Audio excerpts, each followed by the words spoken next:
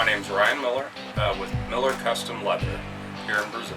I started doing leather work in 2012 to just try and get something new going and make some things that I was wanting to buy myself that were pricey.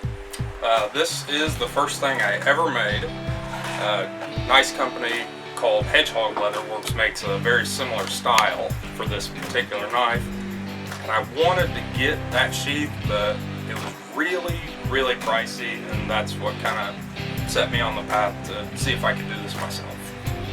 Probably somewhere around 2015, 2016, I started getting a lot more business, doing a lot more stuff. I really enjoyed the reviews, the positive reinforcement from my clients, and then the word of mouth started spreading.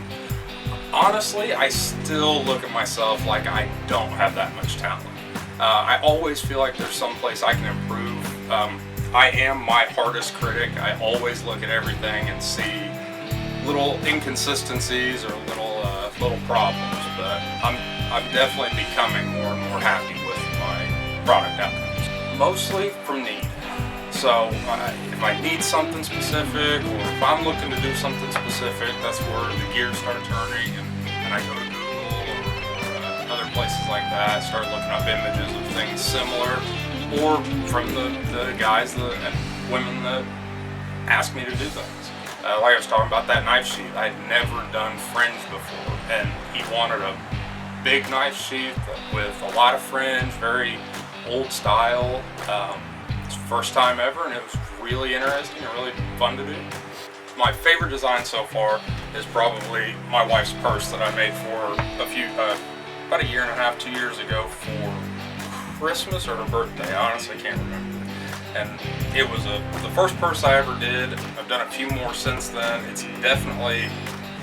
It's close to the most complicated one I've done, and I really like the different mediums, the different types of leather that I use, between the natural crocodile and then cowhide and some oil tan. So it's just a real fun project to put together.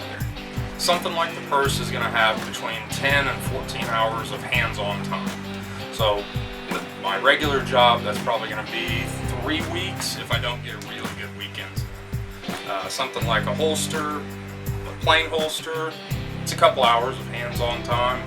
Usually 2 days, 3 days, because you have to have drying time in between different steps.